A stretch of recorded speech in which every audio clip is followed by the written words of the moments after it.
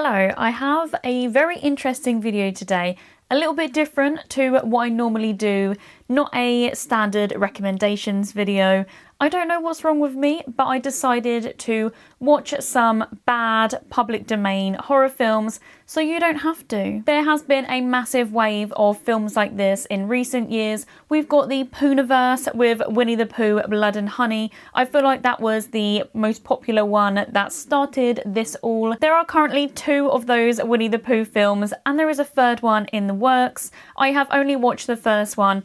Honestly, wasn't as bad as what I was expecting, but it is just kind of a novelty horror film. They're very much done to grab attention. It makes people interested. It makes you just have to give it a go to see what actually happens and to see some of our favourite beloved childhood characters now go on a killing rampage. There's also films in the Pooniverse like Bambi the Reckoning and Peter Pan's Everlasting Nightmare. I haven't seen either of these, but maybe I will give them a go for another video like this. Outside of that universe, we also have other horror films starring our childhood favourites like Mickey Mouse, Cinderella, Pinocchio, Captain Hook, The Grinch. The list goes on, you get the idea. Now, I'm not actually saying all these films are terrible. I'm sure some of them have some really impressive aspects, whether it be the practical effects, the horror and the scares, or anything else. And even if a film is bad, especially within horror,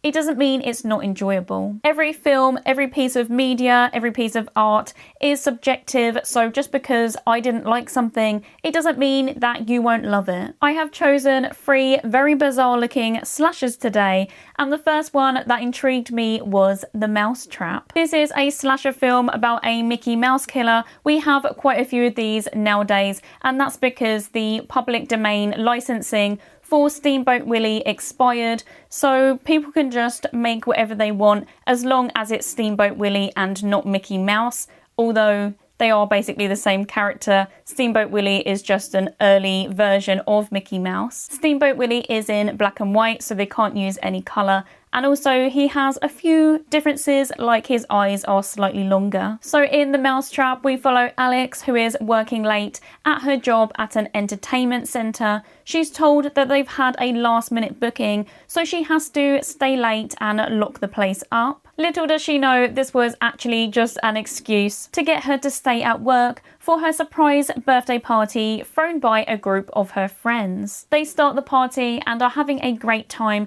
but they decide they want to continue it elsewhere. They want to go off to some bars, but when they go to leave, they realise that they are locked in. Very confused by this, the friends go to investigate and see what's going on, only to discover that they are locked inside with an evil maniac who is wearing a vintage Mickey Mouse mask. We do also have a parallel storyline that we see from the beginning. We see one of the massacre survivors explaining the events of the night to police and basically narrating and filling in the gaps to us as the audience. I'm not really sure if this actually added anything to the film, but I can see why they did this, to add another layer of mystery of who the killer is and who the survivors are. So this film has a score of 1.1 on Letterboxd. I did see that before going in, so my expectations were very, very low. Honestly, maybe that was a good thing, because with my expectations being so low, I had quite a good time with this one. It was entertaining and I don't think it deserves that low of a score. Do bear in mind though that I do love a cheesy horror film. I love a so bad that they're good horror film. I grew up in the 2000s watching a lot of cheesy 2000s and 80s horror films, so I may be a little bit biased. It is a typically bad horror film. I do think if the killer was someone else, then maybe more people would enjoy this film. The fact that it's Mickey Mouse just feels really corny. If it was a slightly better film, then there may have been more of a novelty there. I do just think an original new slasher character would have maybe been a better choice. It's clearly a lower budget and production, as with all of these films, so with that I definitely give them more benefit of the doubt. I don't know if I'm just giving it too much credit, but I do feel like because of the film that it is, at times it did feel like it was very aware of itself and kind of playing into that. It felt very reminiscent of films like Aquaslash, which is a good thing. That is another bad good horror film that I personally really enjoy. Something that you just throw on to not use much brain power. Very comforting and a bit of fun. The dialogue and the script were definitely weaker points. These things did feel a little bit out of place because there were some things that did feel higher budget, like some of the visuals, so watching it you do kind of expect more. The gore and injury effects were not very good, I'm sorry, but every death just kind of looked the same. We got a lot of the same injury, and that was literally just a bloody line across the neck with some blood going down. Definitely was giving more Halloween costume than death. That brings me on to the kill scenes. I do feel like they did try to put some creativity in there, and some of them were interesting and entertaining to watch, but for scariness and intensity they definitely missed the mark. They just felt silly and ridiculous. It's definitely not all negative because the atmosphere, especially within the lighting, was really effective. The low colourful lighting gave a fun and creepy feel that we get from a lot of teen slashers. You can tell that a lot of detail went into the set, which is one thing that I personally really appreciated. I think an entertainment centre is a great location for a horror film anyway. It reminds me of Five Nights at Freddy's and Willy's Wonderland, which are both also so much fun to look at. It gives a bizarre feeling seeing somewhere that feels so innocent, a place you go to have fun, contrasted with some horror elements, making a safe place feel very unsafe. I do really appreciate a location that is so crucial to the storyline and evokes so many different feelings and emotions that is literally a character in itself. So overall, was this a terrible watch?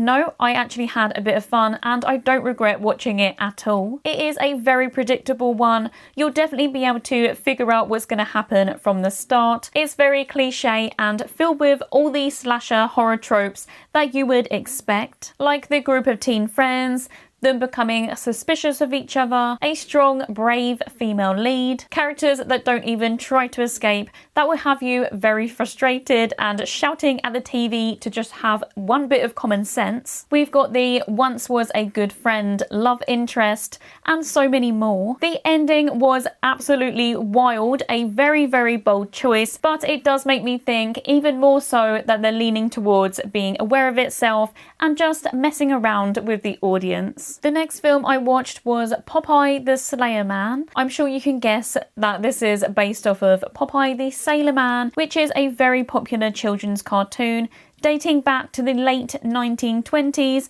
much more popular back then and just slowly lost popularity over the decades. I'm not even sure if the recent generations would even know who Popeye is. We follow a group of teenagers who sneak into a spinach factory. I'm not even making this up. They're doing this to film a documentary on the Sailor Man that supposedly haunts the place. With them doing a documentary, I feel like it would have made so much more sense for this to be done as a found footage film. Probably also would have looked better and at least felt a little bit more realistic if they did that. If you don't already know, in the cartoons, Popeye eats spinach to become really strong. So that's why there is a spinach factory in this film, as it does sound very out of place and very bizarre if you don't know the backstory behind that. I really don't want to be too overly negative about any of the films that I talk about here. Obviously I have my cons and I did assume that there would be a lot of them, but I thought that maybe they would still be entertaining and have some good elements. But with this one I am struggling a little bit. There are a few pros which I will get to, but firstly, let's talk about some of the things that just really stuck out. The film as a whole was truly something. Definitely not a film for me, but maybe you will find it fun and entertaining, especially if maybe you were a fan of Popeye as a child or now and just want something that has a bit of novelty. You want to see him in a different situation. You may just find it really fun to see him on the screen causing absolute mayhem. Unfortunately, this one didn't even entertain me in a fun, bad horror movie way. Maybe it's just because I watched The Mousetrap beforehand and that film was significantly significantly better than this one in my opinion. A lot of the key elements like the script, the plot line and the acting were just kind of rough. The characters were written emotionless and very one-dimensional. If we had at least one likable character, just one person to root for, it would make it so much more engaging. The plot was very straightforward, some very questionable decisions with the story progression that really have you questioning what you're watching. Popeye's look was done practically, which I really appreciate. I think that is amazing.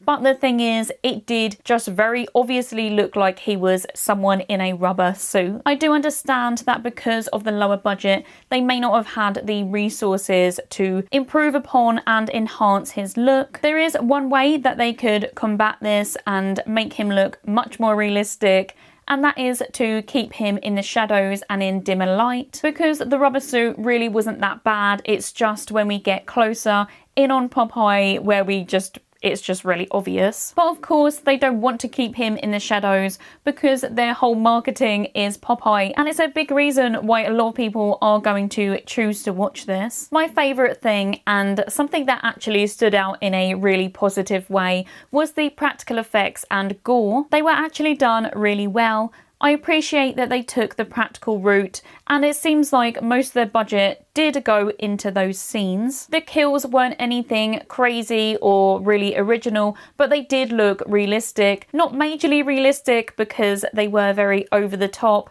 Very similar to how the kills and gore looks in the Terrifier films, where they just look very disgusting, but it is very effective. I swear the practical effects were the only thing keeping me sane whilst I was watching this, because I hate to say it, I really wasn't enjoying myself. I was hoping for some silly entertainment, but it did just drag. The characters were just all really annoying and unlikable, and Popeye did just look ridiculous. I would think they would just go down the route of doing a really over-the-top, gory intro to showcase their practical effects, because that's clearly the best part of the film and where a lot of their budget has gone. The last film that I chose was The Mean One, which is of course a Grinch horror film. I'm sure if you are familiar with The Grinch, then you know that they do call him the Mean One. Having the Grinch as a horror villain actually doesn't feel as out of place as the other two, seeing as the other two are nice characters.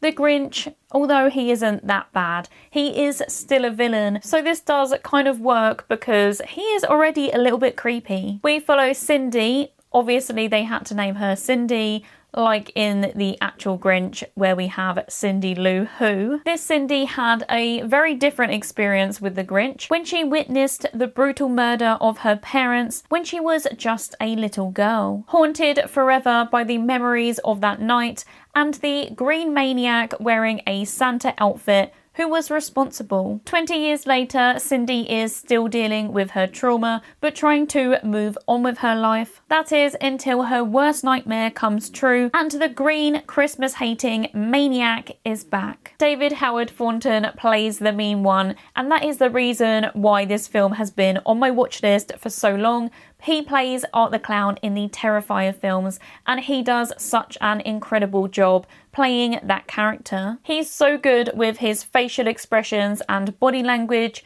usually a silent actor or one with not many words. His acting is the standout in the Terrifier films, so I've been so excited to see what he's like as another character. I know he does have some other roles, like in the film Screamboat, which is another Mickey Mouse film I am yet to watch.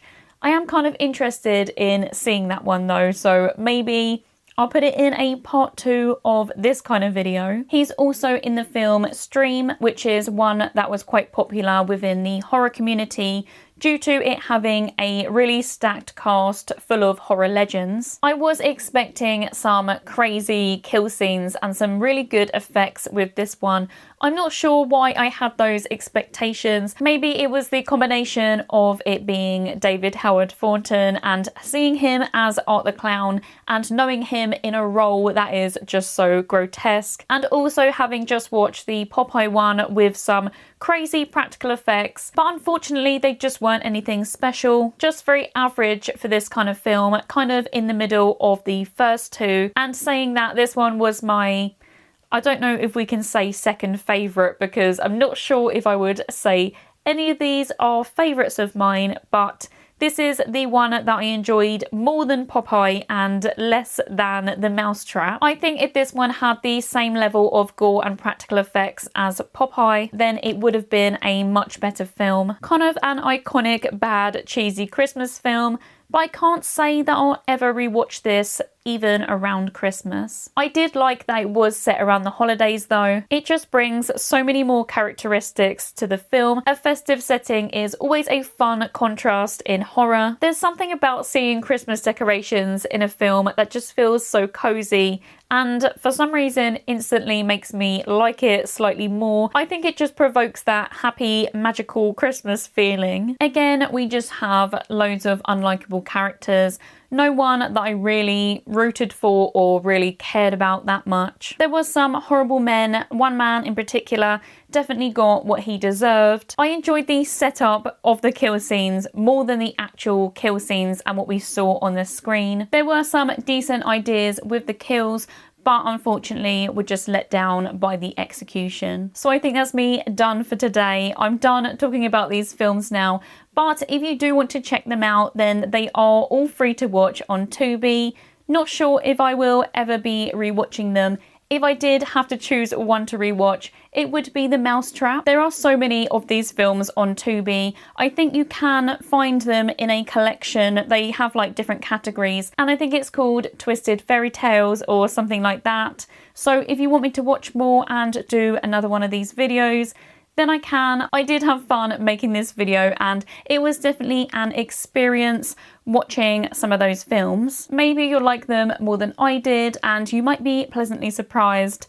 But as always, thank you so much for hanging out today, and I'll see you again in another one very soon.